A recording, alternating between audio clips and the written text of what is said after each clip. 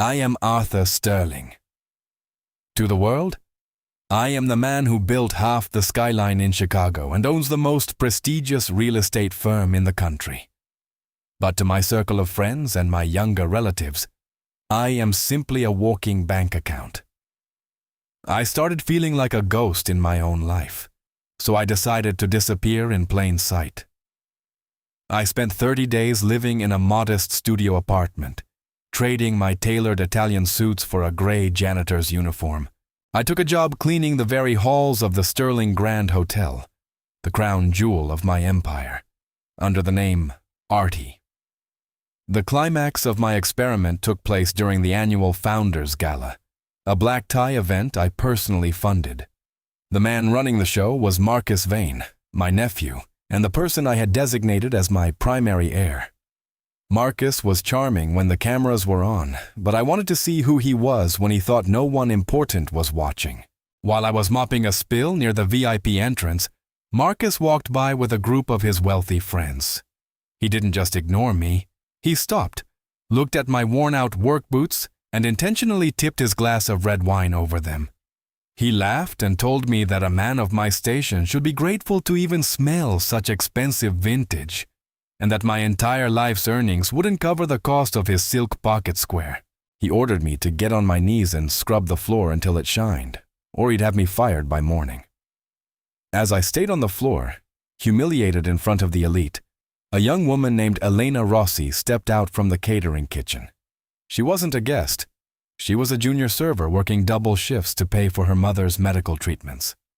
Elena didn't care about Marcus's status or his expensive suit. She walked right over, handed me a clean towel, and told Marcus quite firmly that wealth didn't give him the right to be a bully.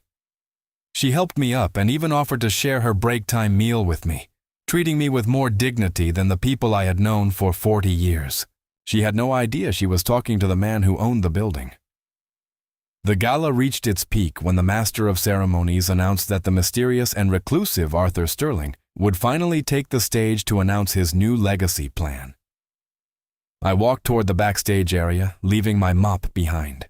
Marcus was standing near the podium, straightening his tie and wearing a smug grin, fully expecting to be named the successor to my multi-billion-dollar estate. He had no idea that the janitor he had just insulted was about to step into the spotlight and change his life forever. The lights dimmed, the crowd went silent, and I felt the weight of the envelope in my pocket, the one that contained my new will. I looked at Marcus, then I looked for Elena in the back of the room. The room held its breath as I stepped onto the stage, still wearing my janitor's trousers under a heavy overcoat. I was about to show them all that the true value of a person isn't found in their wallet, but in how they treat the person they think can do nothing for them. I reached for the microphone, and the look on Marcus's face began to shift from triumph to a cold, bone-deep terror. The bouncer sneered and shoved me toward the service entrance, his hand rough on my shoulder, as if I were a piece of trash blowing in the wind. He saw a nobody in a cheap coat, but he didn't realize the very gold-leafed doors he was guarding were paid for by my signature alone. My rough cotton shirt rubbed against the cool silk of the elite, a secret storm waiting to break over their heads. I stood there for a moment, letting the cold night air hit my face as the heavy brass doors clicked shut in front of me. To that young man with the headset and the clipboard, I was just another delivery guy or a janitor who had lost his way. He didn't see the man who had spent 40 years building the very foundation he was standing on. He just saw the worn elbows of my jacket and the scuff marks on my shoes. It is funny how people treat you when they think you have nothing to offer them. It is like a mask falls off, and you see the true shape of their heart. I walked around to the back of the Sterling Grand Hotel, where the smell of expensive steak and aged wine drifted out of the industrial vents. The service entrance was a different world. It was loud, chaotic, and smelled of sweat and urgency. I slipped inside, unnoticed by the busy staff. I had spent weeks preparing for this night. I wasn't there as Arthur Sterling, the billionaire philanthropist. I was there as Artie, the man who emptied the trash and mopped the spills. I found my locker and changed into the gray uniform. The fabric was stiff and smelled of industrial laundry soap. I looked at myself in the cracked mirror in the staff room. My hair was graying, and there were lines around my eyes that usually looked like wisdom when I was in a tuxedo. In this uniform, they just looked like signs of a long, hard life. I liked it. It felt honest. It was a reminder of the days when I had nothing but a dream and a strong pair of hands. I stepped out into the main ballroom, carrying a tray of empty glasses.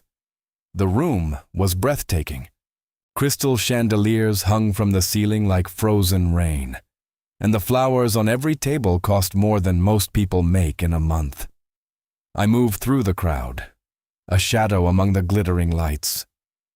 I saw people I had known for decades, men I had shared cigars with and women I had danced with at charity balls. They looked right through me. I was part of the furniture now. It is a strange feeling to be invisible in a room you own, but it is also very liberating. You hear things you were never meant to hear. Then I saw him. My nephew, Marcus. He was holding court near the center of the room, surrounded by a group of young men who looked just like him. They had expensive watches, perfect hair, and eyes that only looked upward toward power. Marcus was laughing, his voice booming over the soft violin music.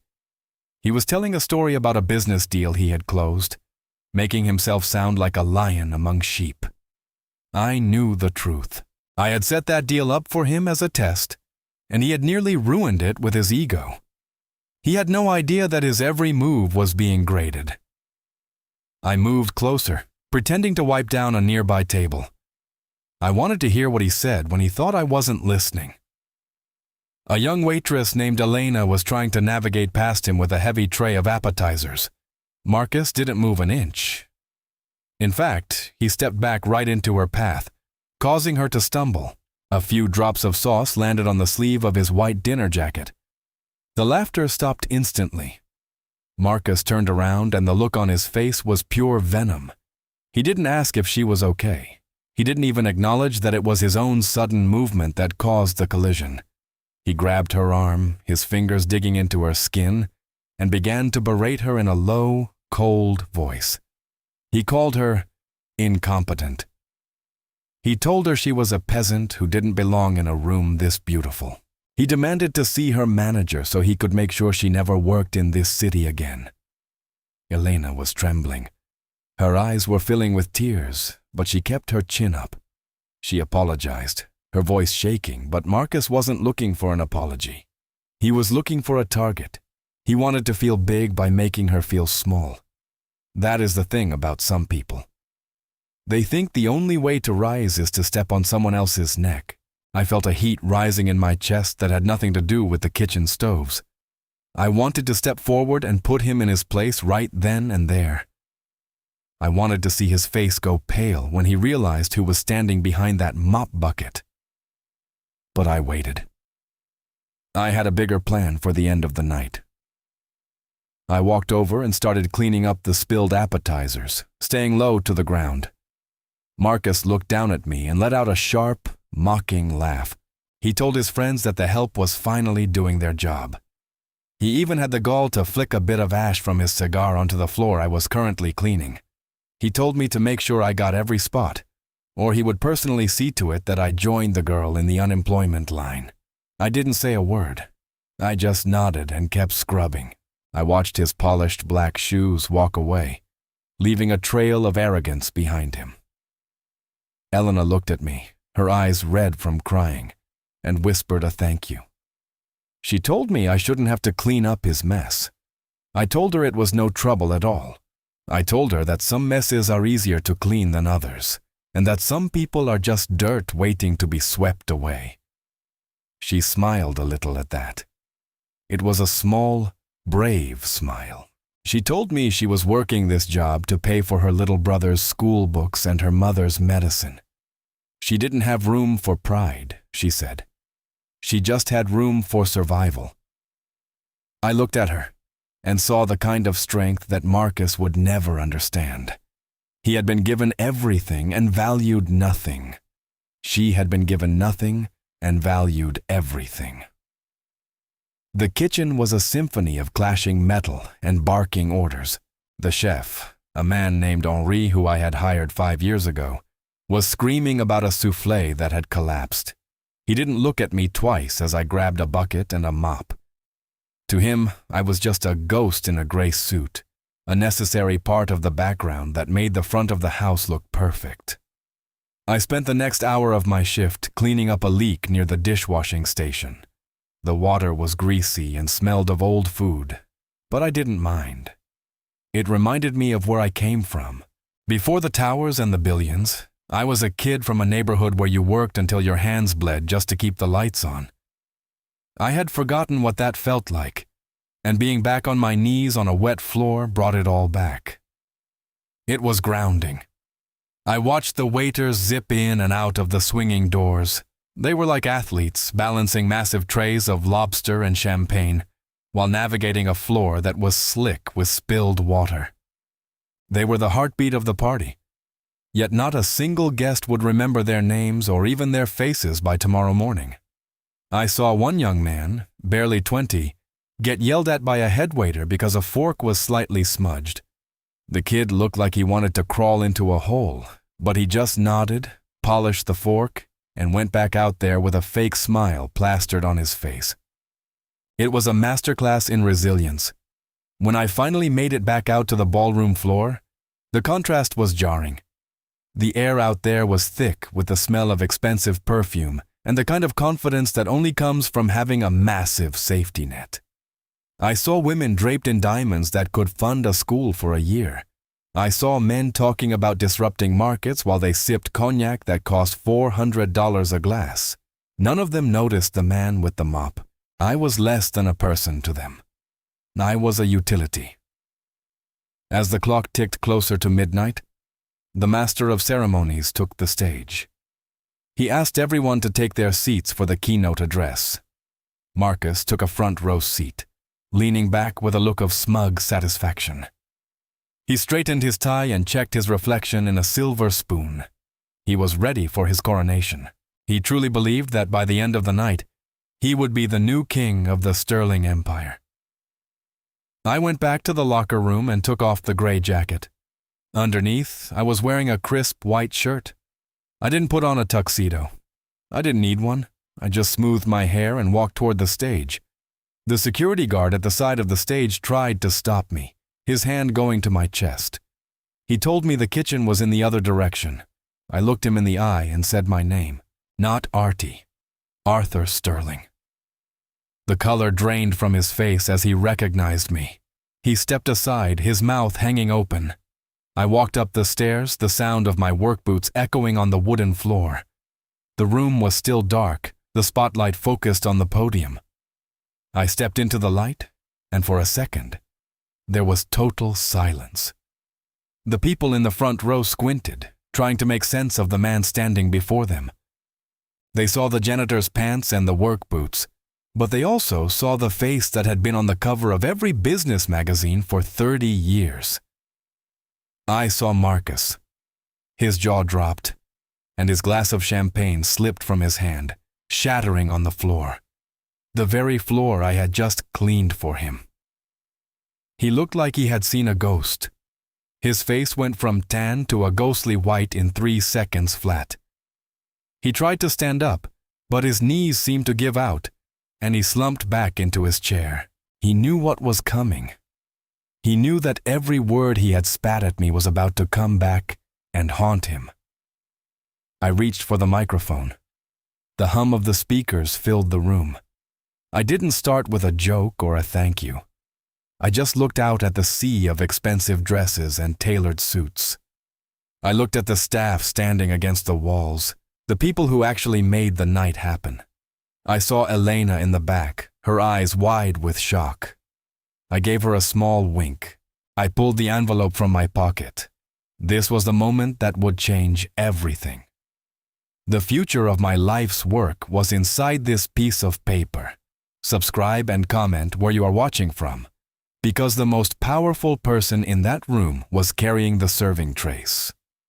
I walked through the service entrance of the Sterling Grand Hotel just as the sun was starting to dip below the Chicago skyline. The air was crisp, but inside the loading dock, it smelled of diesel fumes and heavy-duty floor wax. To anyone looking, I was just a man in his late 60s with a bit of a limp and a faded gray work jacket. My name tag simply said Artie. Nobody looked at my face long enough to see the eyes of the man who actually owned the ground they were standing on. I had spent 40 years building this empire, brick by brick and deal by deal. But tonight, I was just part of the background noise. I felt a strange sense of peace as I zipped up my jacket. For the first time in decades, I wasn't the man everyone wanted something from. I was just a guy with a job to do. I made my way through the maze of the basement, passing by the massive laundry machines that hummed like a heartbeat. The staff was buzzing with a nervous energy because tonight was the Founders Gala. It was the biggest night of the year for the hotel. Every billionaire, politician, and socialite in the city would be under this roof within the hour. I grabbed a rolling trash bin and a fresh mop, pushing them toward the service elevator. As the doors creaked shut, I caught my reflection in the stainless steel. My hair was a bit messy and there was a smudge of grease on my cheek. I looked tired, old, and completely unimportant. It was the perfect disguise. When the elevator doors opened on the grand ballroom level, the change in atmosphere was like stepping into another world. The smell of industrial soap was replaced by the overwhelming scent of thousands of white lilies and rare orchids. I had ordered those flowers myself, though the florist only ever dealt with my secretary. They were arranged in towering displays that reached toward the gold-leafed ceilings. The light from the massive crystal chandeliers danced off the polished marble floors, creating a glow that made everything look like a dream. It was beautiful, but it was also cold. All that wealth and no soul to be found. I started working near the edge of the room, slowly pushing my mop over a floor that was already spotless. I wanted to be in position before the guests started pouring in. I watched the catering staff fly around like a well-oiled machine. They were setting out silver trays of appetizers that cost more than a month's rent for most people. There were tiny spoons of caviar, delicate pastries filled with lobster, and crystal flutes waiting for the finest champagne.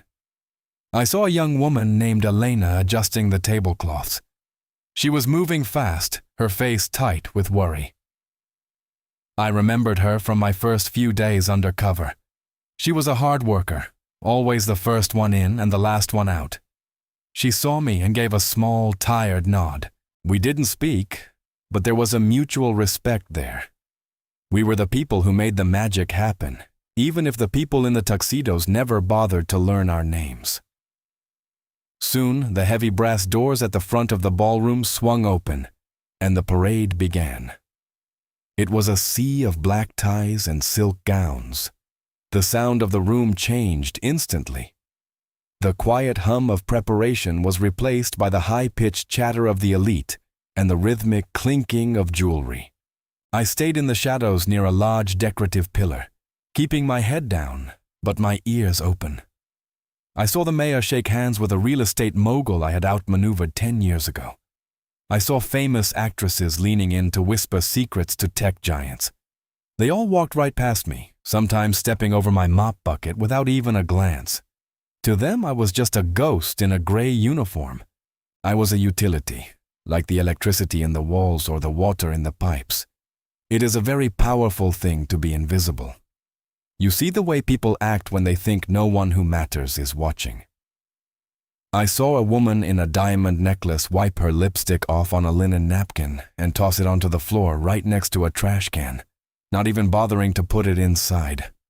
I saw a man berate a waiter because his drink didn't have enough ice, speaking to the young man as if he were a stray dog. My heart twisted a little. These were the people I had spent my life associating with.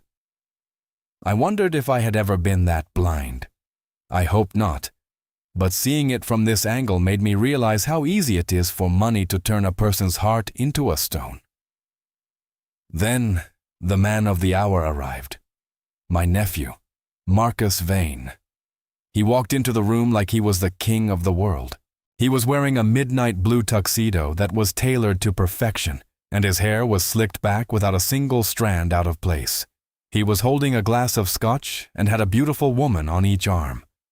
Marcus had been running the daily operations of the hotel for the last 6 months while I pretended to be on a long vacation in Europe. He thought this gala was his coming out party. He thought this was the night I would officially hand over the keys to the kingdom. I watched him move through the crowd. He was all smiles and firm handshakes when he was talking to the big donors. He laughed at their jokes and complimented their wives. He was a master performer. But as he got closer to the service area where I was standing, the mask began to slip.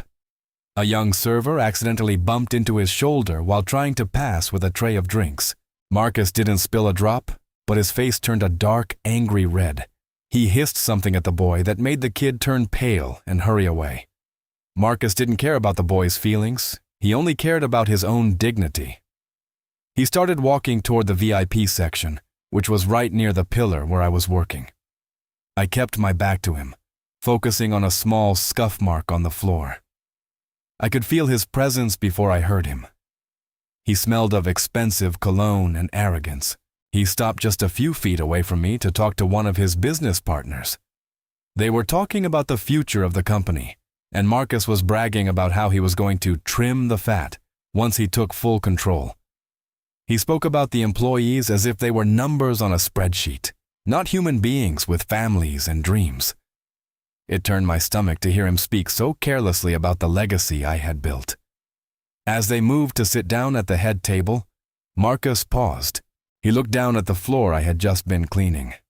He noticed a small bucket of soapy water I had left near the base of the pillar. He stopped talking mid-sentence and stared at it, as if it were a pile of garbage in the middle of a church. His eyes traveled up from the bucket, moving slowly up my gray trousers and my worn-out work boots. He looked at my hands, which were wrinkled and stained from years of hard work. Finally, he looked at my face. He didn't recognize me. Not yet. But he looked at me with a look of pure, unadulterated disgust. It was the kind of look you give something you want to crush under your heel. He didn't see his uncle, the man who had paid for his education and given him every opportunity in life. He just saw a lowly janitor who was ruining the aesthetic of his perfect party. He took a step toward me, his eyes narrowing, and for a second, the room seemed to go silent. I felt a chill run down my spine, not out of fear, but out of the realization that the man I thought was my family was nothing more than a stranger with a cruel heart. He opened his mouth to speak, and I knew that whatever came out next was going to change everything. The ballroom was a sea of light and sound, but for a moment, everything seemed to fade into a dull hum as I focused on the task at hand. I was down on one knee near the edge of the VIP section, scrubbing at a stubborn scuff mark on the marble floor. The heavy scent of lilies was thick in the air, mixed with the expensive perfumes of women who wouldn't dream of touching a mop. I could hear the clink of silverware against fine china, and the low, melodic sound of a cello playing somewhere in the distance. To everyone else, this was a night of celebration and high society. To me, it was a front-row seat to a masterclass in human nature. I saw Marcus Vane before I heard him. He was walking toward the head table, surrounded by a small group of young men who followed him like shadows. They were all dressed in tuxedos that likely cost more than a year's salary for the people working in the kitchen. Marcus was in the center, his chest puffed out, a glass of amber liquid held loosely in his hand. He was laughing at something one of his friends said, a loud, forced sound that didn't quite reach his eyes. He stopped just a few feet away from where I was working, and I could feel the energy in the air change. It was like a cold breeze had suddenly swept through the room. He didn't just walk past me. He stopped.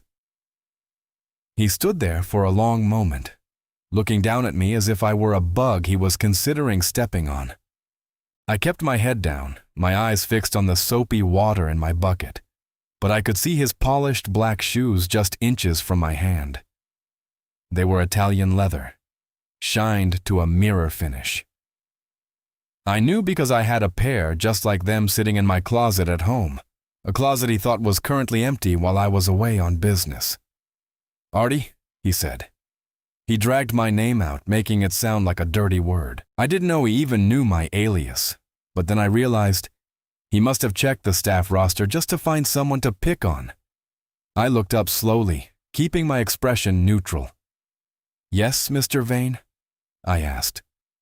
My voice was calm and steady, the voice of a man who had nothing to hide and nothing to fear. Marcus turned to his friends, a smirk playing on his lips. "Look at this, boys," he said, gesturing toward me with his glass.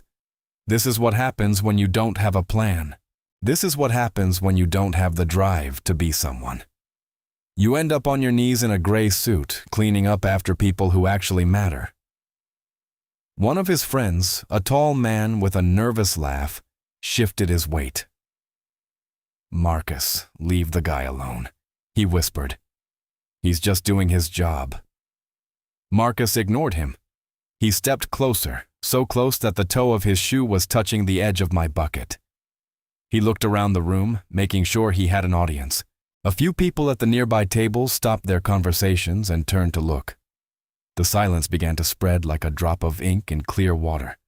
It started at our table and moved outward, until the only sound was the distant music and the soft rustle of silk dresses. "You know, Artie," Marcus said, his voice dropping an octave so it carried across the quieted room. "I look at you, and I see a ghost. You're a placeholder for a person. You walk these halls, you clean these floors, and tomorrow morning, not a single soul in this room will remember you were even here. You're invisible. And honestly, that's exactly how it should be. People like you are the background noise to the lives of people like us." I could feel the heat rising in my neck, but it wasn't from shame. It was from a deep, cold realization that I had failed this boy. I had given him everything but the one thing he needed most: a soul. I looked at the faces of the guests around us. Some looked uncomfortable, their eyes darting away. Others looked bored. But a few, just a few, looked at me with a flicker of pity that hurt worse than Marcus's words. Marcus wasn't finished. He looked at his glass, then back at me. "I think you missed a spot," he said. He tilted his glass perfectly, and I watched in slow motion as a stream of expensive scotch poured over the side. It didn't hit the floor. He aimed it directly at my shoulder, the amber liquid soaking into the cheap gray fabric of my uniform. The smell of the alcohol was sharp and biting. The silence that followed was heavy. It was the kind of silence that rings in your ears. I could hear Marcus's shallow breathing and the soft giggle of a woman a few tables over, who thought the whole thing was a grand joke. Marcus stood there, waiting for me to snap, waiting for me to say something that would give him a reason to have me thrown out. He wanted a reaction. He wanted to prove that he was the master and I was the servant. I didn't give it to him. I took a deep breath, feeling the dampness of the scotch against my skin. I reached into my pocket and pulled out a small, clean rag. I didn't look angry. I didn't look hurt. I looked like a man who was simply doing his work. "Thank you for pointing that out, Mr. Vane," I said. I looked him directly in the eye, and for a split second, I saw a flash of confusion in his gaze. He expected me to cower, but I was looking at him the way a teacher looks at a child who hasn't learned his lesson yet. "It's very kind of you to keep such a close eye on the details. I'll make sure to get this cleaned up right away." I turned back to the floor, dipping my rag into the soapy water and beginning to wipe away the spill he had made. I moved with a slow, deliberate grace. I didn't rush. I didn't fumble. I treated the task with as much importance as I would have treated signing a billion-dollar merger.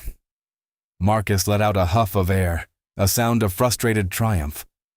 "Whatever," he muttered. Just make sure you're gone before the main course.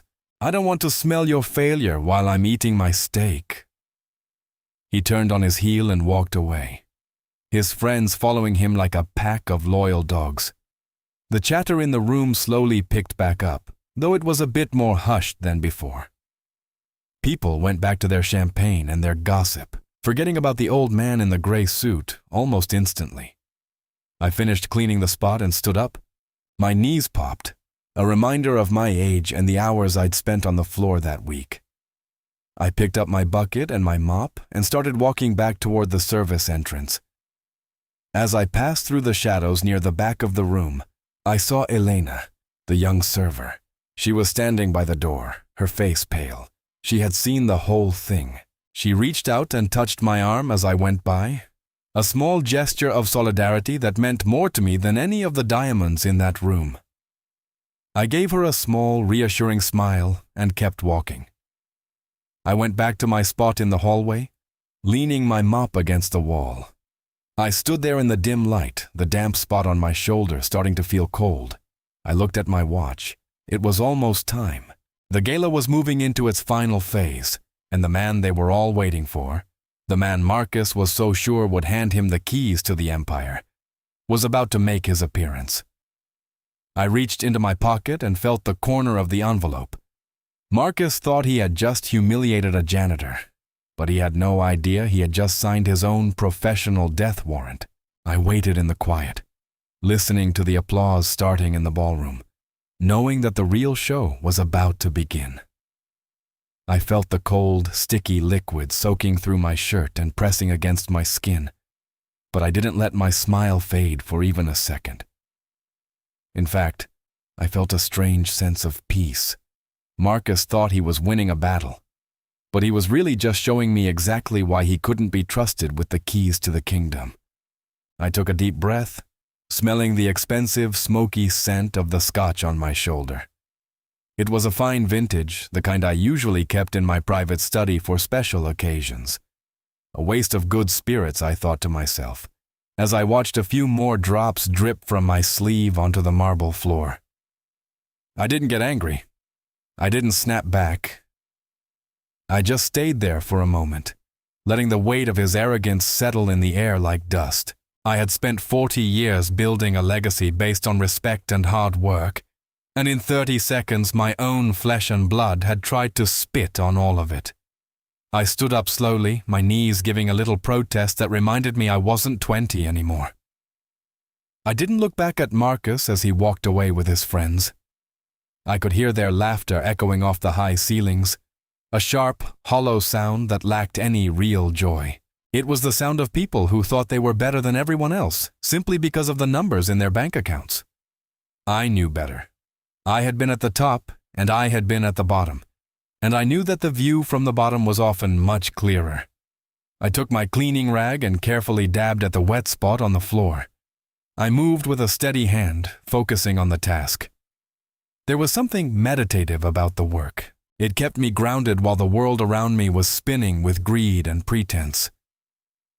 I decided to take a slow walk around the perimeter of the ballroom, keeping my head down but my eyes wide open.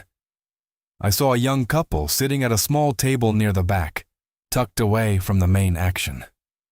They looked a bit nervous, like they weren't quite sure which fork to use or how to blend in with the sea of silk and diamonds. The young man was fidgeting with his tie, his face turning a little red as he tried to get the knot just right. I walked over, pretending to check the base of a nearby golden pedestal. I leaned in slightly and whispered that he had picked a very sharp suit and that the blue in his tie really made his eyes pop. He looked up, startled that a janitor would even speak to him, and then a shy, genuine grin spread across his face. He thanked me and seemed to sit a little taller. His partner gave me a warm look of appreciation, and I felt a small spark of happiness. It didn't cost me a cent to make them feel like they belonged, but to them, it seemed to mean everything. I continued my rounds, picking up a stray napkin here and a discarded toothpick there. I saw Mrs. Gable, an elderly woman whose late husband had been one of my first business partners decades ago. She was sitting by herself in a velvet chair, her hands shaking just a little as she tried to reach for a glass of water on a nearby table. I stepped in quickly but quietly, moving the glass closer to her and holding the tray steady. I told her that her pearl necklace was the most elegant thing in the whole room, and that it reminded me of the classic beauty of old Chicago. She looked at me with bright, clever eyes that seemed to see right through my uniform. She patted my hand and told me I was a very observant man. She said that kindness was a rare jewel in a place like this, and she thanked me with a sincerity that made my heart swell. She didn't see a servant. She saw a person. It was a reminder that even in a room full of sharks, there were still a few souls left who knew the value of a human connection. The air in the ballroom was getting thicker as the night went on. The smell of the lilies was almost overwhelming now, and the music from the live orchestra was swelling into a grand crescendo. I moved toward the service doors, wanting to check in on the kitchen staff. That was where the real work was happening. I saw Elena near the dessert station. She was refilling the silver trays with miniature chocolate tortes, her movements quick and efficient despite the long hours she had already put in. She saw the dark, wet stain on my shoulder and her face fell. She hurried over to me, her eyes filled with a mix of anger and sadness. She whispered that she had seen what Mr. Vane did and that it was a crying shame. She told me I was the hardest worker in the building and that I didn't deserve to be treated like a floor mat. I looked at her and saw the fire in her eyes. It was the same fire I had when I started out with nothing but a dream and a toolbox. I told her not to worry about the shirt.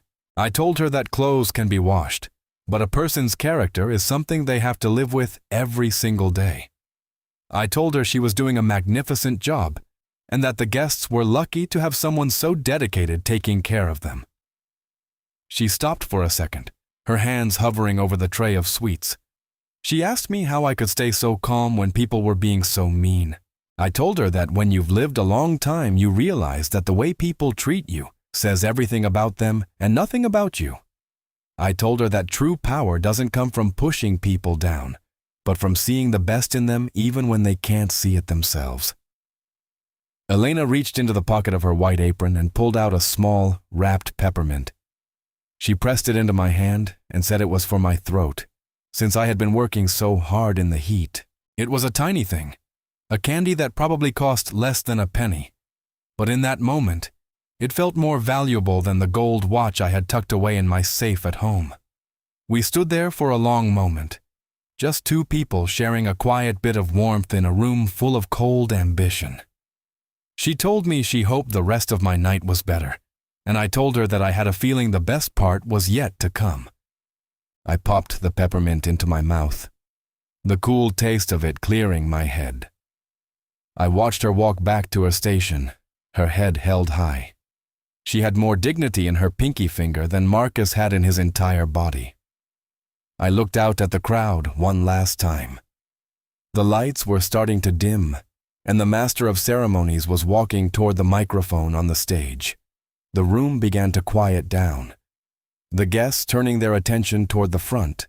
Marcus was standing right at the edge of the stage, smoothing his hair and checking his reflection in a silver spoon. He looked like a man who was ready to inherit the world.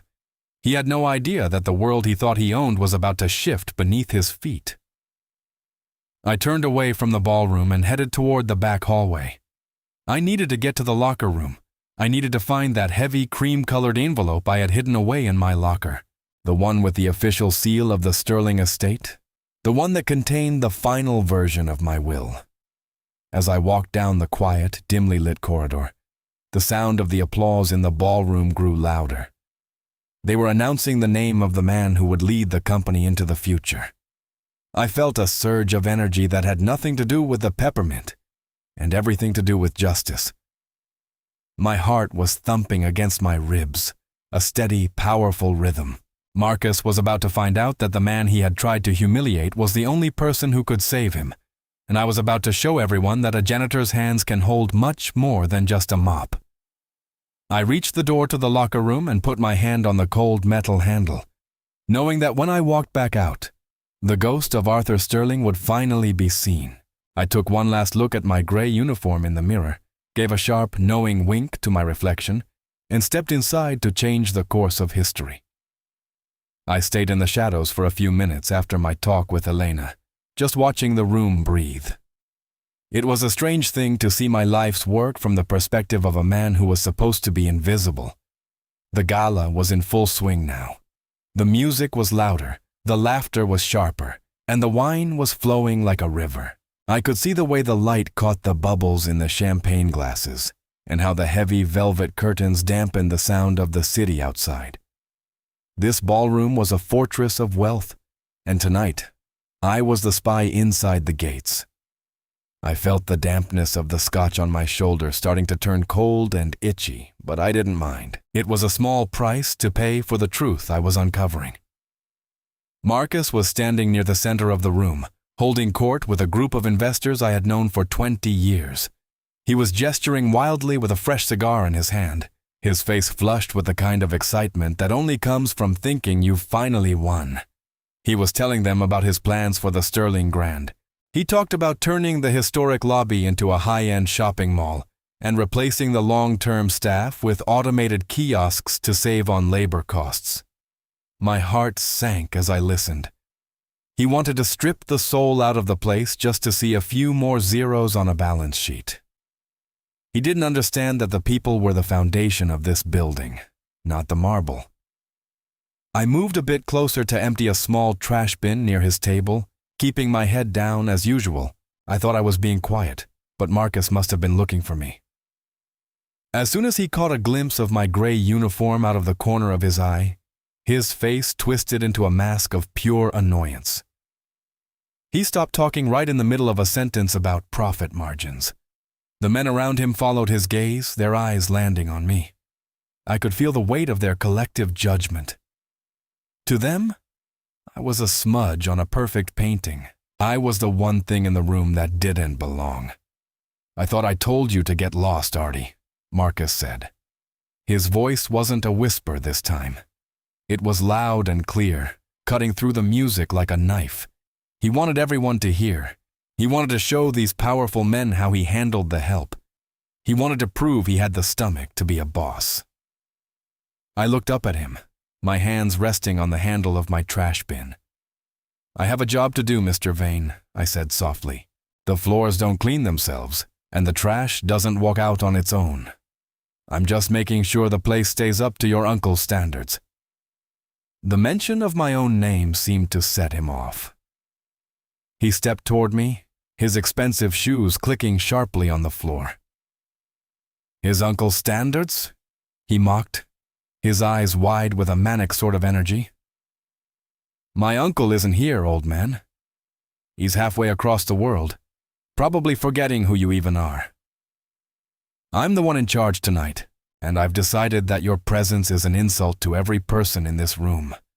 You smell like a barroom floor, and you look like a tragedy." He turned back to his friends, looking for a laugh. "Can you believe this?" he asked them. "I give a man a job out of the goodness of my heart, and he thinks he can talk back to me. This is the problem with the world today. No respect for the hierarchy, no understanding of where they stand." I saw some of the men nod in agreement while others looked away, clearly uncomfortable with the public display of cruelty. But Marcus was on a roll. He wasn't going to stop until he felt like he had truly crushed me. He reached out and grabbed the handle of my trash bin, giving it a violent shove. It tipped over, spilling a few discarded napkins and empty plastic cups onto the pristine floor. "Clean it up," he hissed. "And then, get out. If I see your face in this ballroom again, I won't just fire you. I'll make sure you never work a day in this city again. I have friends in the police department, Artie. I can make your life very difficult." I didn't move. I just looked at the mess on the floor and then back at him. I felt a strange sense of pity for him. He was so small, so desperate to feel big. He was a man built out of shadows and borrowed money, and he didn't even know that the light was about to be turned on. "I'm not going anywhere, Marcus," I said. I dropped the formal title. I didn't need it anymore. The air in the room seemed to freeze. Using his first name was a line I wasn't supposed to cross, and he reacted as if I had slapped him across the face. The silence that followed was absolute. Even the orchestra seemed to falter for a second. Marcus was shaking with rage now. He looked around the room, his face turning a deep, bruised purple. "Security!" he shouted. "Someone get this animal out of my sight." Two large men in black suits appeared almost instantly from the side of the stage. They were professionals, men I had personally approved for the hotel's security detail. They looked at me with a bit of confusion. They knew me as Artie, the quiet guy who never caused any trouble. They didn't want to do this. I could see it in their eyes. But Marcus was the one signing their checks this week. Or so they thought. "You heard the man," one of them said, his voice low and apologetic. "Come on, Artie. Don't make this harder than it has to be. Just walk away and we can forget this happened." Marcus stepped in between us, his finger pointed right at my chest. "No," he said, his voice trembling with spite. "Don't just walk him out. Throw him out. I want him to hit the sidewalk hard. I want everyone to see what happens when the help forgets their place." A few guests started to gather around, their curiosity getting the better of them. I saw socialites holding their silk dresses back as if my poverty might be contagious. I saw businessmen with their arms crossed, watching the spectacle with a cold, detached interest. It was like a Roman circus, and I was the one being fed to the lions. Suddenly, Elena pushed through the crowd. She was still holding a tray of empty glasses, her face pale but her eyes blazing. "This is wrong," she cried out. "He hasn't done anything but work. You're the one making a scene, Mr. Vane. He's a good man, and you're treating him like dirt." Marcus turned his venom on her. "And who asked for your opinion?" he snapped. "You want to join him? I can have your apron on the floor in 5 seconds. Get back to the kitchen before I decide you're part of the problem." Elena didn't move. She stood her ground, her small frame looking tiny against the towering Marcus. But I could see her hands shaking. She was risking everything for a janitor she barely knew. I realized then that she was the only one in the room who was truly rich. She had a heart that wasn't for sale. I looked at her and gave a small shake of my head. "It's okay, Elena," I said. "You don't have to do this. I'll go." The security guards each took one of my arms. They weren't rough, but they were firm. They started to lead me toward the grand entrance, the one with the gold-leafed doors. I walked between them, my work boots clumping heavily on the marble. Marcus followed behind us, shouting insults and laughing, making sure everyone knew he was the one in control. He was enjoying his moment of triumph, soaking in the attention of the crowd. We passed the mayor, who looked at me with a frown of disapproval. We passed the bank presidents and the developers, the people who had called me a genius just a few months ago. They didn't see the man who had built their world. They just saw failure being removed from the premises. I felt the weight of the envelope in my pocket, the paper crisp against my leg. It was the only thing that kept me from feeling the sting of their stares. As we reached the massive brass doors, the cold night air began to whistle through the cracks. The guards reached out to push the doors open, ready to deposit me into the darkness of the street. Marcus was standing right behind us, his arms crossed over his chest, a look of pure, smug satisfaction on his face. "This is where you belong, Artie," he shouted, his voice echoing in the grand foyer. "Out in the cold with the rest of the nobodies. Don't ever come back." The guard stepped forward, ready to push me through. I felt the transition from the warmth of the ballroom to the chill of the lobby. I saw the flashbulbs of a few photographers who were waiting outside, wondering what the commotion was about. This was the moment Marcus had been waiting for. This was my public execution. But as my foot touched the threshold of the door, I stopped. I didn't just slow down. I planted my feet and didn't move another inch. The two security guards, surprised by my sudden strength, tried to pull me forward, but it was like trying to move a mountain. I stood there, my back to Marcus, looking out at the city I had helped build. I took a deep breath, feeling the power of the moment settle over me. The laughter behind me died down. The shouting stopped. The air in the foyer became very, very still. I turned my head just enough to look Marcus in the eye over my shoulder. The smug look on his face began to flicker, replaced by a tiny, creeping shadow of doubt. He saw something in my expression that didn't belong to a janitor. He saw a flicker of the old lion, the man who had stared down boardrooms and broken empires. "I'm not finished yet, Marcus," I said. My voice wasn't loud, but it carried to every corner of the room. It was the voice of the owner of the house, and for the first time that night, the room belonged to me. I reached into my pocket and pulled out the cream-colored envelope, holding it up so the light from the chandeliers hit the golden seal of the Sterling estate. I felt the guards' grip on my arms loosen as they realized something was very, very wrong.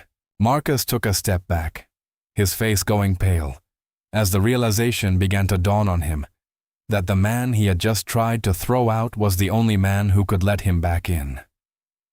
I stood there at the very edge of the lobby, my feet planted firmly on the cold marble floor. The two security guards were still holding my arms, their fingers digging into the fabric of my gray work jacket. They were trying to pull me toward the street, but I didn't budge. I could feel the cold Chicago wind whipping through the open doors, smelling of rain and car exhaust. Behind me, the ballroom was a blur of gold light and expensive perfume. Marcus was standing just a few feet away, his face twisted into a mask of pure, ugly triumph. He was breathing hard, his eyes wide with the thrill of finally getting rid of me. He looked around at the small crowd that had gathered in the foyer, wanting to make sure everyone saw him exert his power. He wanted them to see what happened to a man who didn't know his place. The silence in the room was heavy. It was the kind of silence that makes your ears ring. All those people in their silk and velvet were watching me, a lowly janitor, get kicked out of the most beautiful building in the city. I saw the sneers on their faces. I saw the way they looked at my scuffed boots and the wet stain on my shoulder. To them, I wasn't a person. I was a problem that was finally being solved. I felt the weight of the cream-colored envelope in my hand, the paper crisp and cool against my palm. I looked at Marcus over my shoulder one last time. He looked so small in his expensive tuxedo. He was a boy playing a man's game, and he had no idea that the rules were about to change forever. Just then, the heavy glass outer doors swung open with a sudden rush of air. A group of men in dark suits stepped inside, moving with a quiet, professional speed that made the security guards pause. The photographers outside started shouting, their flashbulbs popping like tiny lightning strikes against the dark sky. A black SUV had pulled up to the curb, its engine idling with a low, powerful hum. A man stepped out of the vehicle and walked into the lobby. He was tall, with silver hair and a face that looked like it was carved out of granite. It was Governor Thomas Harrison. He was the most powerful man in the state, a man who didn't go anywhere without an invitation and a very good reason. The room shifted instantly. You could feel the air leave the lungs of everyone standing there. Marcus's eyes went wide, and his jaw dropped. He forgot all about me for a second. He saw the governor and saw a chance to make himself look even more important. He smoothed his hair, straightened his tie, and stepped forward with his hand out. He put on that fake, oily smile I had seen him use 1,000 times. He started walking toward the governor, his voice loud and full of a false warmth that made my stomach turn. He began to say how honored he was that the governor had made it to the gala, and how he was looking forward to showing him the new direction of the Sterling Grand. Governor Harrison didn't even slow down. He didn't look at Marcus. He didn't see the hand that was extended toward him. He walked right past my nephew, as if he were a ghost. He didn't look at the mayor or the bank presidents or the socialites. He walked straight toward the two security guards who were still holding onto my arms. The guards looked at each other, their faces pale with confusion. They didn't know what to do. They were just following orders, but the man walking toward them was the kind of man who gave orders to the people who gave them orders. The governor stopped exactly 2 feet in front of me. He looked at my messy hair, the smudge of grease on my cheek, and the damp gray uniform I had been wearing for the last 30 days. He looked at the mop bucket sitting nearby and the trash bin that Marcus had kicked over. A slow, genuine smile spread across his face, the kind of smile you only give to an old and trusted friend. He didn't look disgusted. He didn't look confused. He looked like he was seeing exactly who he expected to see. "Arthur," he said. His voice was deep and calm, carrying through the silent foyer like a bell. "I'm so glad I caught you before you left. I was worried I had missed the main event." Before I could say a word, the governor stepped forward and pulled me into a firm, brotherly embrace. He patted me on the back, his expensive wool coat pressing against my dirty work jacket. Then, he stepped back and did something that made the entire room gasp. He took a half step back and gave me a slight, respectful bow of his head. He looked me in the eye and thanked me for the invitation. He told me that he wouldn't have missed this night for anything in the world, and that he was honored to be a guest in my home once again. The 2 security guards jumped back as if I had suddenly caught fire. Their hands flew off my arms, and they retreated into the shadows of the hallway, their faces full of terror. They realized they had just been trying to forcibly remove the guest of honor. Marcus was frozen in place, his hand still extended in midair toward a man who had already passed him by. His face was a sickly shade of white, and I could see his knees shaking under his tailored trousers. He looked like he was about to faint. The woman who had thrown her napkin on the floor earlier was now clutching her pearls, her eyes wide with a sudden bone-deep fear. The man who had complained about the ice in his drink was trying to hide behind a decorative pillar. The entire energy of the room began to recalibrate. It was like a giant clock was being reset. People who had been sneering at me just seconds ago were now trying to remember if they had said anything rude within earshot of the governor. They were looking at my gray uniform and seeing it in a completely different light. They weren't seeing a janitor anymore. They were seeing a legend who had been hiding in plain sight. They were realizing that for the last few hours, they had been judged by a man they thought was beneath them. I could see the sweat breaking out on Marcus's forehead. He was staring at me, his mouth opening and closing like a fish out of water. He finally realized that the man he had called a nobody was the man who owned everything he ever wanted. I stood there, feeling the weight of the moment. I looked at the governor and gave him a small, knowing wink. He nodded back, a twinkle of mischief in his eyes. He knew exactly what I was doing. He knew about the 30-day experiment, and he knew why I was wearing these clothes. I turned my head and looked back into the ballroom. The music was still playing, but nobody was dancing. Everyone was frozen, waiting to see what the janitor would do next. I reached into the pocket of my gray trousers and pulled out the cream-colored envelope, holding it up so the light from the chandeliers caught the gold seal. The room seemed to tilt on its axis. The secret was out, but the justice was only just beginning. I looked at Marcus, who was now trembling so hard he had to lean against a table for support. He knew his world was about to crumble, and he knew I was the one who was going to knock it down. I took a slow, deliberate step back into the ballroom, my work boots echoing on the marble like a drumbeat of destiny. The humble secret was no longer a secret, and the people in that room were about to learn that the man with the mop was the most dangerous man they had ever met. The governor's hand remained on my shoulder, a heavy and familiar weight that felt like a bridge between my 2 worlds. I looked at Marcus, whose eyes were darting back and forth between me and the state's most powerful man. He looked like he was trying to solve a puzzle that was missing half the pieces. The silence in the foyer was so thick, you could have cut it with one of those expensive silver butter knives they were using in the ballroom. I could hear the hum of the air conditioning and the distant muffled sound of a car horn outside. But in here, time had simply stopped. I reached up and slowly unzipped the gray work jacket. It was stiff and smelled of the industrial laundry soap I had grown used to over the last month. Underneath, I wasn't wearing a tuxedo. I was just wearing a simple, clean white shirt that Elena had helped me find earlier in the week when I told her I had a special meeting. I stood a little straighter, letting the years of boardrooms and business deals settle into my spine. I wasn't Artie the janitor anymore, but I wasn't quite the untouchable Arthur Sterling yet either.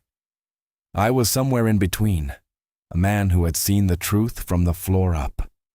Marcus finally found a bit of his voice, though it sounded thin and cracked, like dry old parchment. "Uncle?" he whispered. The words seemed to hang in the air, trembling. He looked at my work boots, then at my face, searching for the man he had seen in family portraits and on the news. He looked like he wanted to laugh, to tell everyone it was a big joke, but the governor's presence made that impossible. "You can't be. You were in Zurich. You've been gone for weeks." I gave him a small, tired smile.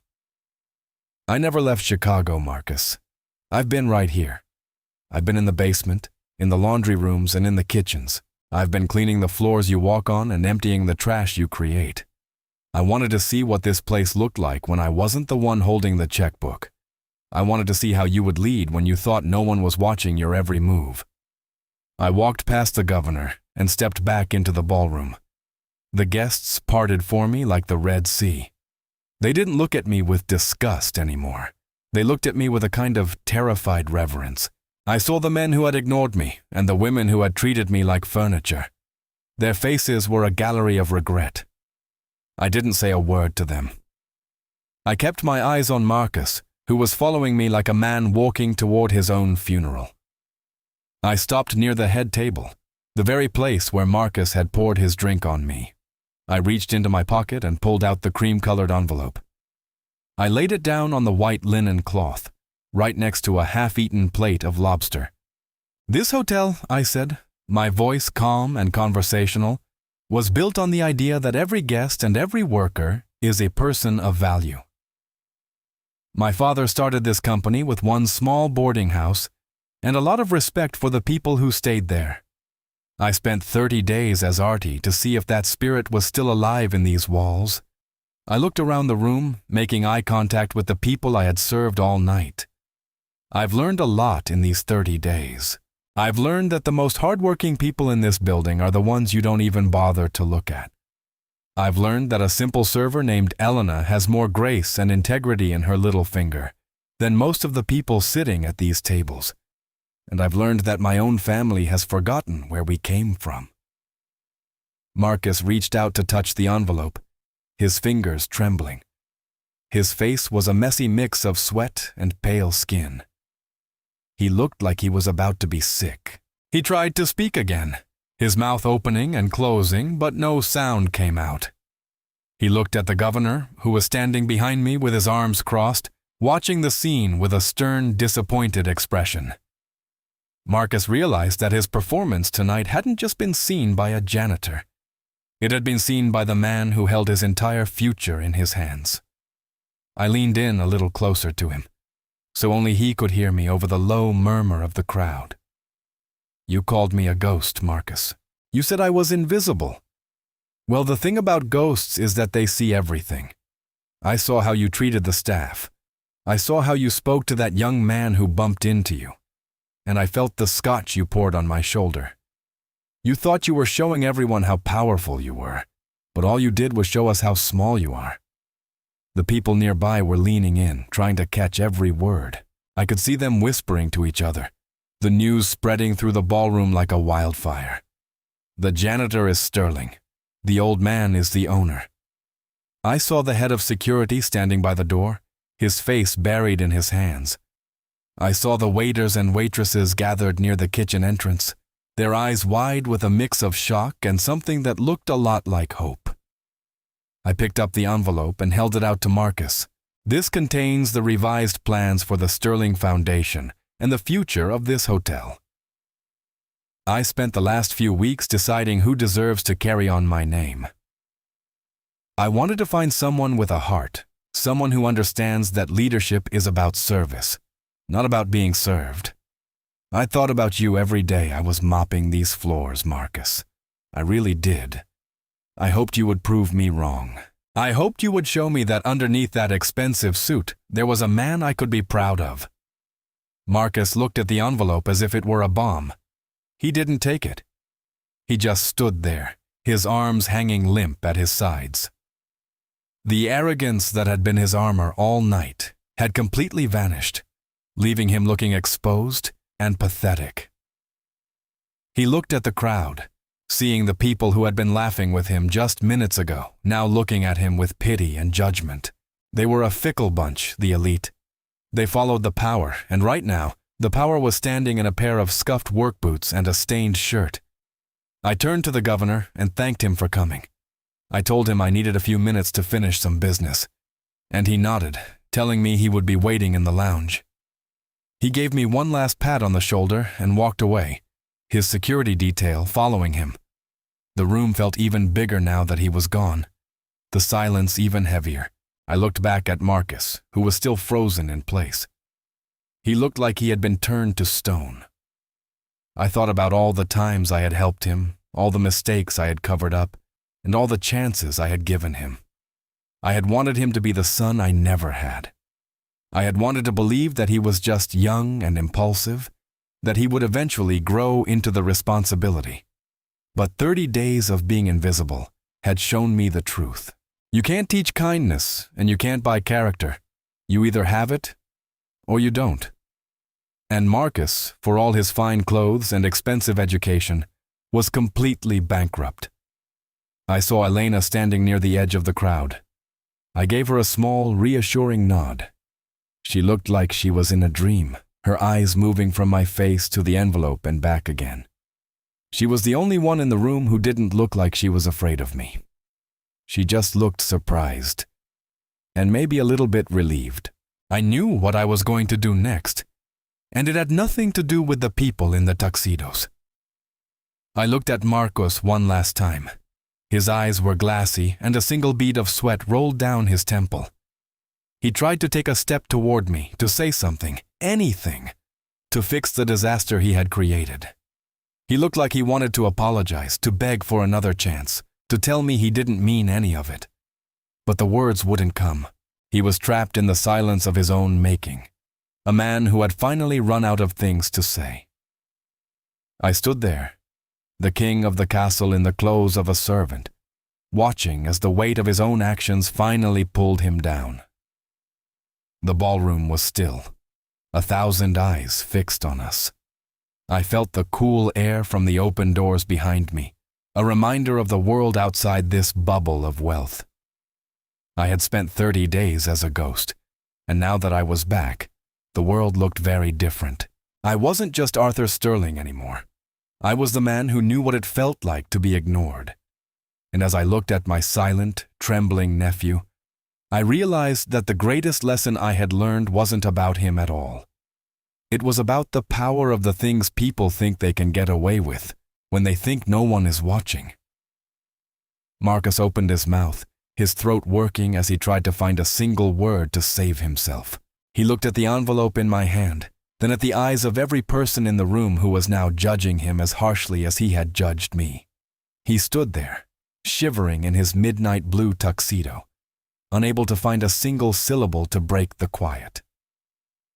The silence was his judge, and for once in his life, Marcus Vane had absolutely nothing to say. I watched the color drain from his face until he was the same shade as the white lilies in the center of the table. He tried to swallow, but his throat seemed to have closed up entirely. He looked at his friends, the ones who had been laughing at his jokes just an hour ago. They were all looking away now, suddenly very interested in the patterns on their silk ties or the bottom of their champagne glasses. Marcus was completely alone in a room full of people. He had built his world on the idea that he was better than everyone else, and now that the foundation was gone, he was realizing that he had no one to catch him. I felt a strange sense of closure. The 30 days of back-breaking work, the cold showers in the tiny studio apartment, and the countless hours spent being treated like a ghost had all been worth it. I had found what I was looking for. I had found the truth, and I had found the people who truly mattered. Marcus was just a symptom of a larger problem, but tonight, the healing was beginning. I looked at the grand ballroom one last time, seeing it not as a monument to wealth, but as a place where a man had learned to see again. I turned my back on Marcus and his silence, walking toward the door with a light heart and a clear conscience. The janitor was gone, and the owner was back, but I knew I would never be the same man I was 30 days ago. And for that I was truly grateful. Marcus remained as he was, a silent statue of regret, as the world he thought he owned continued to turn without him. I walked toward the kitchen doors, wanting to find Elena. I wanted to tell her that her hard work hadn't gone unnoticed and that her future was going to be very different from her past. I could see her waiting for me, her eyes full of a quiet, steady strength. She didn't need a tuxedo or a diamond necklace to be a person of value. She just needed a chance, and I was going to give it to her. Marcus was still standing by the head table, his mouth slightly open, a man who had finally run out of words. The silence in the room was his final answer, and as I pushed through the swinging doors into the warmth of the kitchen, I knew that the humble secret was the best thing I had ever done. It was the end of a long journey and the beginning of a much better one. I smiled as I heard the first few notes of the orchestra starting up again, a soft, hopeful melody that seemed to promise that even in a world full of shadows, the light always finds a way. I stood there in the center of the foyer, the cold wind from the open doors still tugging at the hem of my gray work jacket. The silence that followed the governor's exit was unlike anything I had ever heard in all my years of business. It wasn't just a lack of noise.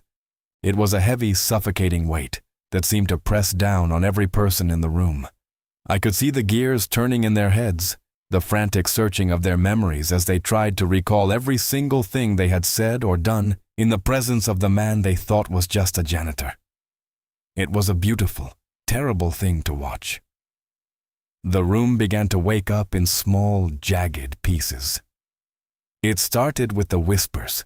At first, it was just a low, buzzing sound, like a hive of bees that had been disturbed in the middle of the night.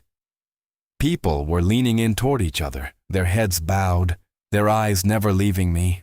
I could see their lips moving fast, their faces pale and tight with a sudden, sharp anxiety. I heard the word billionaire floating through the air like a ghost. I heard the word test and the word trap. They were trying to build a story that made them feel safe again, but the story was falling apart as fast as they could put it together. I watched the social hierarchy of the room begin to rearrange itself right before my eyes. It was like watching a deck of cards being shuffled by an invisible hand. The loyalties that had seemed so solid just 10 minutes ago were melting away like ice in a furnace.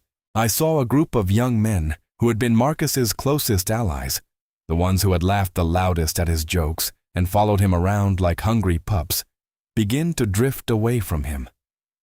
They didn't do it all at once. It was a slow, quiet retreat. One of them, a tall man with a nervous twitch in his eye, took a very deliberate step back, then another, until he was part of the crowd instead of part of Marcus's circle. He didn't look at Marcus. He didn't offer a word of support. He just abandoned the ship before it hit the bottom of the ocean. Then there was the sound of the chairs. It was a sharp, screeching noise that cut through the whispers like a saw. A woman in a shimmering gold dress, someone who had been sitting at the head table and nodding at every word Marcus said, slowly stood up. She didn't look at him as she picked up her silk clutch. She didn't even acknowledge that he was standing there, shivering in his expensive suit. She simply moved her chair a few inches away, creating a physical gap between herself and the man who was now the most radioactive person in the room. One by one, others followed her lead. The table that had been the center of the party was now an island, and Marcus was the only one left on it. I remained completely composed, my hands resting at my sides. I felt a strange sense of calm, a stillness that came from knowing I had nothing left to hide. I looked at my hands, the skin still a little red from the cleaning chemicals I had used earlier that day. I thought about the hours I had spent scrubbing the very floors these people were now standing on. I thought about the way they had stepped over my bucket and ignored my existence. It was funny, in a dark sort of way. They were all so afraid of me now. But they had been perfectly comfortable with me when they thought I was nobody. It showed me that their respect wasn't for a person. It was for a bank account. I saw the mayor standing near a decorative palm tree, his face a deep, embarrassed shade of red. He had been one of the people who watched Marcus humiliate me, and he hadn't said a word to stop it. Now, he was looking for an exit, his eyes darting toward the side doors. He didn't want to have to explain himself to me. He didn't want to have to look the man who funded his last campaign in the eye while I was wearing a janitor's uniform. I didn't let him off the hook. I caught his gaze and held it for a long, steady moment. He turned away, his shoulders slumped, looking like a man who had just realized he had bet on the wrong horse. The smell of the spilled scotch was still thick in the air around the head table. It was a sharp, biting scent that reminded me of the moment Marcus had tried to break me. I looked at him, really looked at him. For the first time since the governor left. He was a mess. His hair, which had been so perfectly slicked back, was now falling over his forehead in damp strands. He was clutching the edge of the table so hard his knuckles were white, and I could see his chest heaving as he struggled to breathe. He looked like he was vibrating with a fear so deep it had reached his bones. He looked at me, and I saw the reflection of the chandeliers in his watery, desperate eyes. He was waiting for me to say something, to give him a way out, to tell him it was all a joke. But I didn't give him a single word. I watched a group of socialites in the corner, women who had spent the night talking about their summer homes and their jewelry.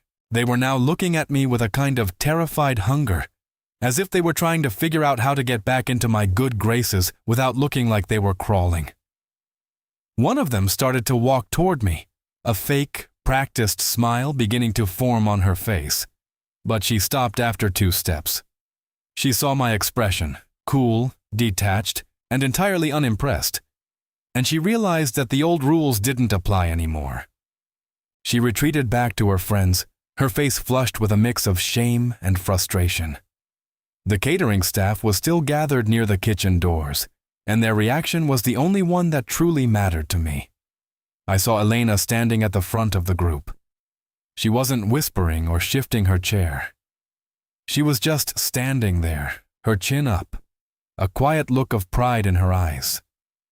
She had been the only one to see the man behind the uniform when it didn't benefit her at all. She had treated the janitor with the same respect she would have given the owner. And now she was seeing that her instinct had been right all along. I gave her a small, almost invisible nod, and I saw a tiny smile touch the corners of her mouth. She knew that everything was about to change, and she wasn't afraid.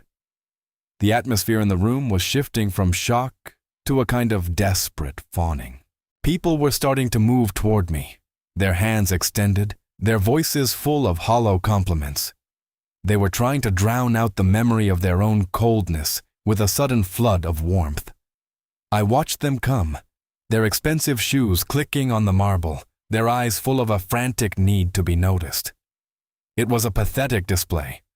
A room full of people who had spent their lives learning how to win, and they were all losing at the same time. I didn't move an inch. I just waited until the first of them was close enough to speak. I stepped toward the center of the room, my work boots making a heavy, solid sound that seemed to silence the whispers instantly. I felt the weight of the envelope in my hand, the paper crisp and real. I looked at the sea of faces, at the diamonds and the silk and the fake smiles that were now dripping with a sudden, oily charm. I looked at Marcus, who was still frozen by the table, a ghost of the man he had been an hour ago. I took a deep breath, the cool air filling my lungs, and I realized that I didn't need to say much to finish this. The truth was already written on their faces, and the justice was already in the air. I would like everyone to take a good, long look at the man you thought was invisible, because he is the only one who truly saw you tonight. I stood there for a long moment, just letting the silence do the heavy lifting. Marcus was looking at me with eyes that were wide and wet, like a kid who had just realized he had wandered too far into the woods and couldn't find his way home. I didn't feel a surge of anger or a need to scream at him. Honestly, I just felt a deep, quiet sort of sadness. I had hoped that giving him a little bit of responsibility would make him grow up, but all it did was give him a bigger shovel to dig his own grave with. I reached into the deep pocket of my gray work trousers and pulled out a small, thin smartphone. It looked out of place against my dirty uniform, but it was the most powerful tool I had on me tonight. I didn't look at the crowd. I didn't look at the governor. I kept my eyes on Marcus as my thumb swiped across the screen. I had a pre-written list of instructions ready for my legal team. It wasn't a revenge list. It was a cleanup list. When you find a part of a building that is rotten and threatening to bring the whole structure down, you don't wait for it to collapse. You remove it. You do it carefully, you do it quietly, and you do it right away. I tapped the send icon and felt a small vibration in my hand as the message left my phone. The digital signals were already flying through the air, moving faster than any of the gossip in this room. Marcus's phone was sitting on the edge of the head table, right next to the empty glass he had used to pour scotch on me. A second later, it lit up. Then it buzzed. Then it buzzed again. The sound was small, just a little hum against the wood of the table. But in the quiet of the ballroom, it sounded like a drum. Marcus looked down at it, his hand trembling as he reached out to pick it up. He swiped the screen, and I watched his face change. It wasn't just pale anymore. It was gray. It was the color of old ash. The first notification was from the Sterling Grand Hotel Management System. His access codes to the executive floors, the private gym, and the penthouse suite had been deactivated. He wasn't a guest anymore, and he certainly wasn't the boss. He was just a person standing in a room. The second notification was from the corporate treasury. His signature was no longer valid on any company accounts. The black card in his wallet, the one he had been using to buy $5,000 suits and vintage wine, was now just a useless piece of plastic. The third message was the most direct. It was a formal notice that his position as Vice President of Operations was under immediate suspension pending a full conduct review. I watched him read each one. I watched his shoulders slump and his head drop. He looked like he was shrinking inside his expensive midnight blue tuxedo. He looked up at me, his mouth opening and closing. But no words came out. He wanted to argue. He wanted to tell me I couldn't do this. He wanted to remind me that we were family. But he knew, just as well as I did, that family is about more than just a last name. It is about a shared set of values, and he had thrown those values away a long time ago. "Marcos," I said, my voice barely more than a whisper. But I knew everyone could hear me. A man who cannot treat a janitor with dignity cannot be trusted to lead a company of 10,000 people. You think power is about looking down on others. I spent 30 days reminding myself that power is about lifting others up. You failed the test, Marcus, not because you didn't know who I was, but because you knew exactly who you thought I was, and you chose to be a bully anyway. I turned my attention to the two security guards who were still standing near the door. They were the same two men Marcus had ordered to throw me out into the street. They looked like they wanted to disappear into the wallpaper. They were young men, probably just trying to do their jobs and keep their benefits, but they had let themselves be used as tools for someone else's cruelty. I didn't fire them. I just looked at them until they straightened their ties and stood up a little taller. "Please escort Mr. Vane to the service entrance," I said. "I want him to leave the same way he wanted me to leave. And please make sure he doesn't take anything with him that doesn't belong to him. That includes the company car and the company phone. He can call a cab from the sidewalk." The irony of the moment wasn't lost on anyone. The two guards stepped forward, their faces set in stone. They didn't have to be rough with him. Marcus didn't have any fight left in him. He looked like a balloon that had finally run out of air. He stood up, his legs looking wobbly, and he didn't even look at the guests as he started to walk. He didn't look at the mayor or the investors or his friends. He kept his eyes on the floor, the very floor he had told me to scrub until it shined. The crowd parted for him again, but this time, the silence was different. It wasn't a silence of shock. It was a silence of dismissal. These were the people Marcus had spent his whole life trying to impress. And now, they were watching him be led away like a common trespasser. I saw a few of the younger guests, the ones who had been part of his inner circle, turn their backs as he passed. They were already moving on. They were already looking for the next person with power to follow. It was a cold lesson in the reality of the world Marcus had chosen to live in. As Marcus reached the edge of the ballroom, he stopped for a split second. He turned his head just enough to look back at the room, at the lights, the flowers, and the man in the gray uniform who had just taken it all away from him. I didn't give him a look of triumph. I didn't smirk. I just watched him go. I wanted him to remember this feeling. I wanted him to remember what it felt like to be the person who was being pushed out. Maybe in time, that memory would turn into something useful. Maybe it would teach him the one thing I couldn't. Humility. The security guards placed their hands on his shoulders, not with force, but with a firm direction. They led him through the swinging doors that led to the service hallways. The doors clicked shut behind them, and just like that, Marcus Vane was gone. He was no longer the heir to the Sterling Empire. He was just a man in a tuxedo standing in a back hallway, waiting for a taxi in the Chicago rain. I felt a strange sense of lightness in my chest.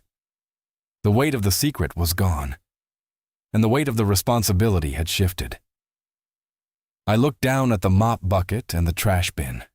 The mess was still there. The work didn't stop just because the truth was out. I reached down and picked up the trash bin, setting it back on its wheels. I didn't do it to make a point. I did it because it was the right thing to do. The ballroom was still quiet, but the tension had broken. The guests were starting to shift and murmur, their eyes still fixed on me. They were waiting for me to do something.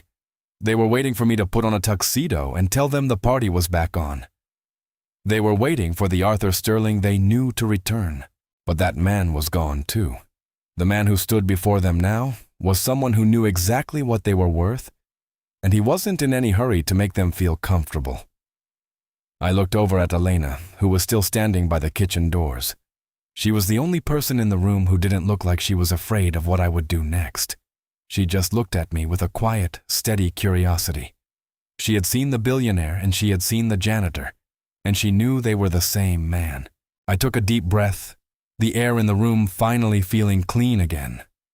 The trash had been taken out, and the floors were ready for a new set of footsteps. I looked at the governor, who gave me a slow, respectful nod. He knew the night wasn't over yet, but the hardest part was finished. I stood in the center of my empire, wearing a gray uniform with a Scotch stain on the shoulder, and for the first time in 30 days, I felt exactly where I was supposed to be. The ballroom was still humming with the shock of what had just happened to Marcus, but I did not want to dwell on the trash I had just taken out. I looked around the room, past the glittering diamonds and the expensive silk dresses, searching for something real. My eyes landed on a small table in the far corner, tucked away near the heavy velvet curtains that led to the balcony. Sitting there was the young couple I had spoken to earlier in the night. They looked like two deer caught in the headlights of a very large truck. The young man, Leo, was still wearing that blue tie I had complimented. But now he was gripping the edge of the table so hard his fingers were white.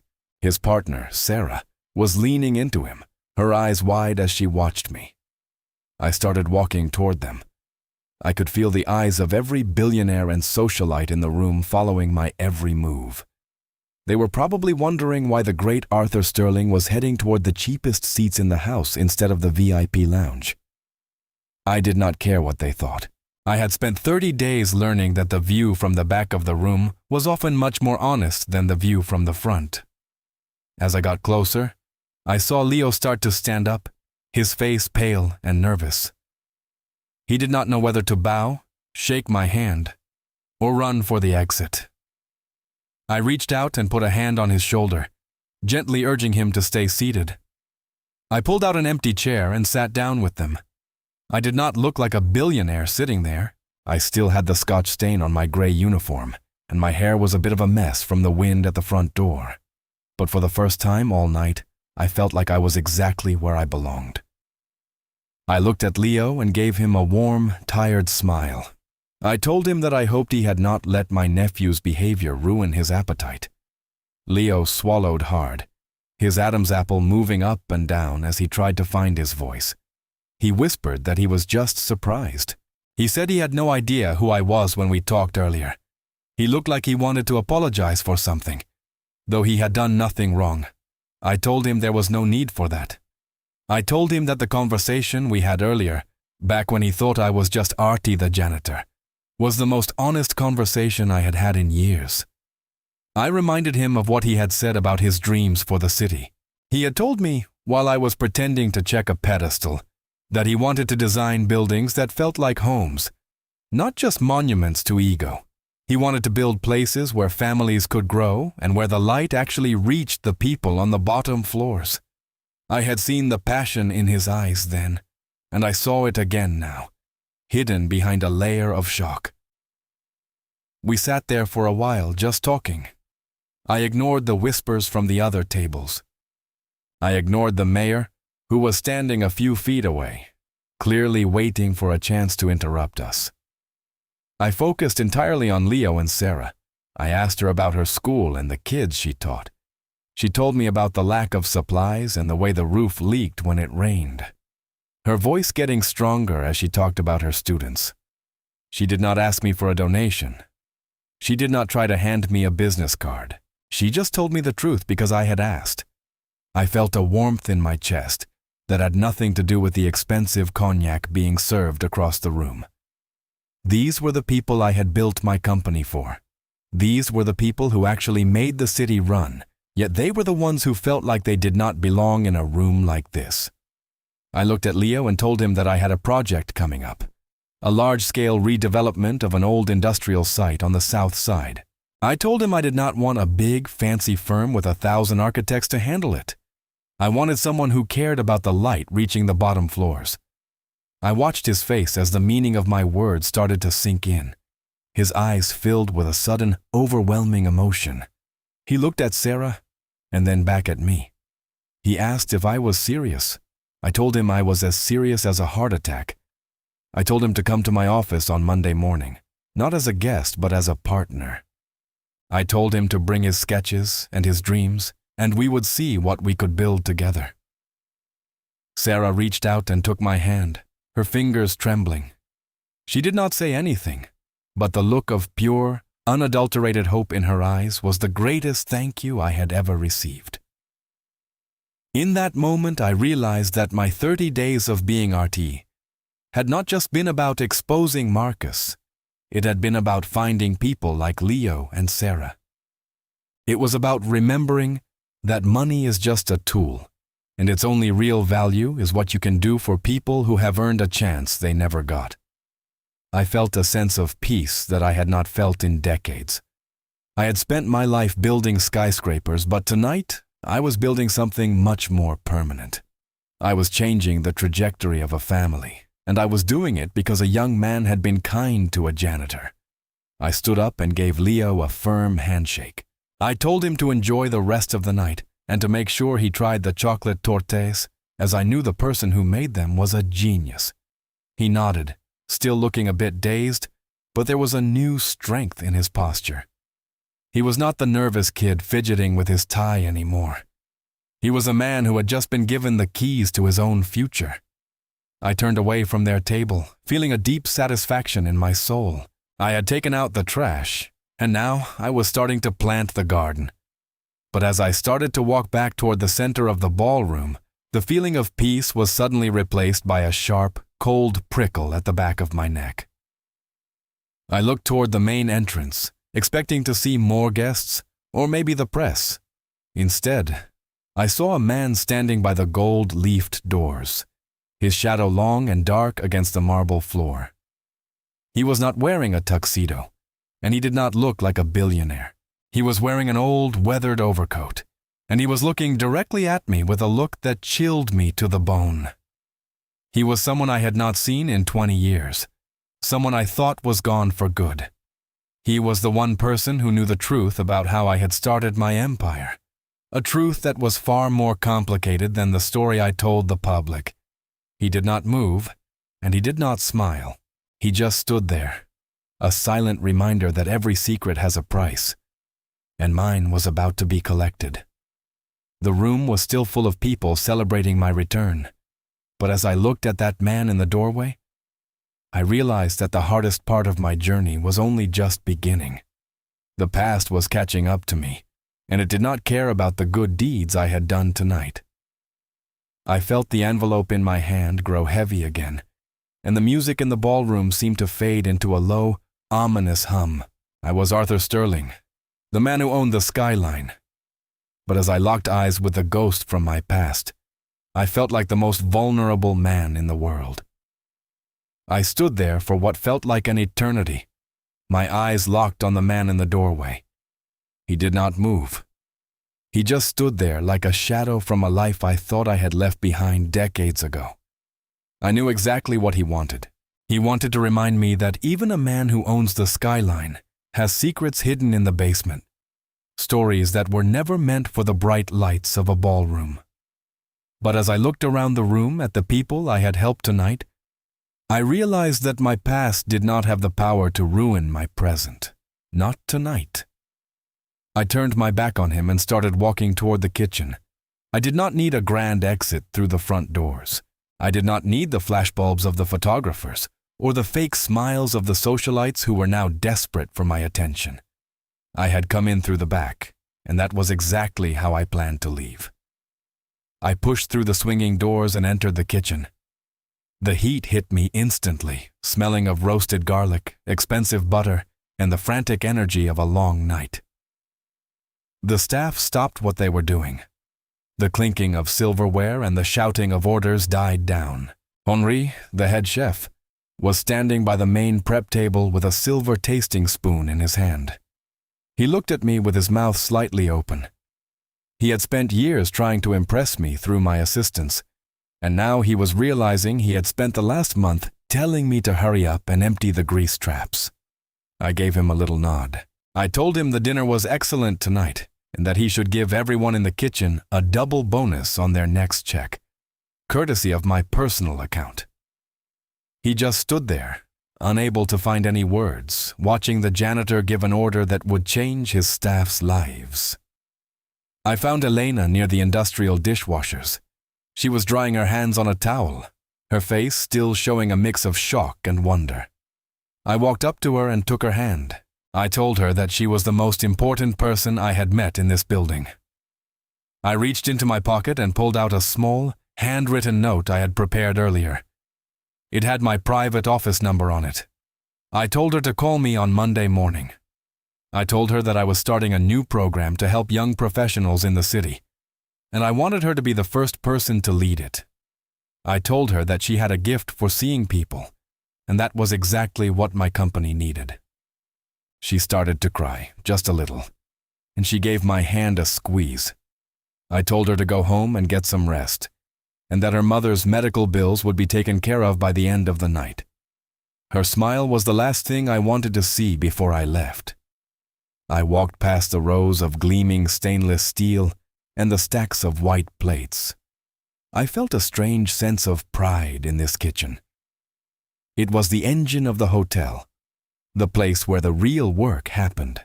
I walked through the storage room, smelling the sacks of potatoes and the crates of lemons. It felt more like home to me than the ballroom ever could.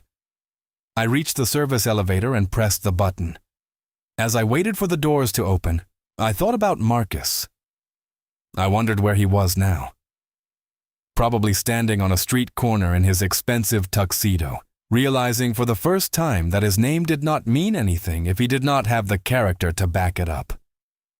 I did not hate him. I just hoped that the cold Chicago air would wake him up to the reality of the world he had been ignoring. The elevator creaked as it descended toward the basement. I looked at my reflection in the scratched metal doors. I looked like a man who had been through a war, but I also looked like a man who had finally found peace. I went to the small, cramped locker room where the janitorial staff kept their things. I sat down on a wooden bench and took off my work boots. They were heavy and caked with the dust of the last 30 days. I put on my old sneakers, the ones I had worn on the first day of this experiment. I took off the gray uniform and folded it neatly. I did not leave it on the floor. I put it on a hanger and placed it back in my locker. I wanted to keep it. It was a reminder that I was more than a bank account and a name on a building. I put on my old overcoat. It was a simple, dark wool coat that I had bought years ago. It did not have a designer label, and it was a bit frayed at the cuffs, but it was warm, and it was mine. I felt the weight of the peppermint Elena had given me in my pocket. I smiled to myself. That little piece of candy meant more to me than the diamond cufflinks I had left in my safe at the penthouse. I walked out of the locker room and down the long, dim hallway that led to the loading dock. I passed a few other workers who were coming in for the night shift. They did not know what had happened upstairs yet. They just saw an old man in a worn-out coat heading home after a long shift. I liked it that way. I reached the heavy steel door that led to the alleyway. I pushed it open and stepped out into the night. The air was cold and damp, and a light rain was starting to fall, turning the pavement into a mirror for the city lights. I stood there for a moment, listening to the sounds of the city, the sirens in the distance, the hum of the traffic, the sound of the wind whipping between the tall buildings. It was a beautiful, chaotic symphony. I looked up at the Sterling Grand. All the lights were on, shining like a crown against the dark sky. It was a magnificent building, and I was proud of it. But I was even more proud of the fact that I knew what it looked like from the inside out, from the grease traps to the chandeliers. I started walking down the alley toward the street. I did not have a driver waiting for me. I did not have a security detail. I was just a man walking home. I thought about the cost of staying quiet for the last month. It had cost me my comfort. It had cost me my dignity at times. It had cost me the relationship I thought I had with my nephew. But it had proven something that I had almost forgotten in all my years of success. It had proven that you cannot judge a person by the clothes they wear or the job they do. It had proven that the people who have the least often have the most to give. And it had proven that justice does not always come in a courtroom. Sometimes, it comes at the end of a mop. I reached the corner and saw a yellow taxi pulling up to the curb. I raised my hand, and the driver stopped. I climbed into the back seat, the vinyl cold against my legs. The driver looked at me in the rearview mirror. He saw a tired old man in a cheap coat. He asked me where I was going. I gave him the address of my small studio apartment. I was not ready to go back to the penthouse yet. I wanted one more night of being arty. I wanted to sit in my quiet room and think about the faces of the people I had helped and the lessons I had learned. As the taxi pulled away from the curb, I looked out the window at the people walking on the sidewalk. They were all hurrying to get out of the rain, their heads down, their umbrellas tilted against the wind. I wondered how many of them were like Elena, working hard and hoping for a break. I wondered how many of them were like Marcus, thinking they were better than everyone else because of a title. I realized that the secret I had kept was not just about my identity. It was about the truth of human nature. We are all wearing masks, and sometimes you have to take yours off to see who everyone else really is. I felt the peppermint in my pocket again. I took it out and unwrapped it, the crinkle of the paper loud in the quiet cab. I popped it into my mouth and tasted the sharp, cool mint. It was a small thing, but it was everything. I had spent my life building a legacy of steel and glass, but tonight I had built a legacy of kindness and truth. I leaned back against the seat and closed my eyes. I was Arthur Sterling, and I was Artie the janitor. I was the man who owned the hotel, and I was the man who had been thrown out of it. I was both, and I was finally okay with that. The lights of the city blurred past the window, a million tiny stars in the darkness. I was going home, and for the first time in a very long time. I knew exactly who I was. The taxi driver started humming a little tune to himself, a low, happy sound. He did not know he was driving a billionaire. He just knew he was driving a passenger who had paid his fare and said thank you. That was enough for me. The silence of the last 30 days had been a heavy burden, but the truth I had found in that silence was worth every second of it. I had proven that character is the only currency that really matters. I had proven that the humblest person in the room might be the one with the most power. And as the taxi turned the corner and headed toward my quiet little apartment, I knew that the humble secret was the greatest deal I had ever made. I closed my eyes and let the rhythm of the car lull me into a peaceful rest, knowing that tomorrow a new world was waiting for me. I had left the gala behind, but the lessons I had learned there would stay with me forever. I was a man who had found his soul in a bucket of soapy water, and that was a secret I would always cherish.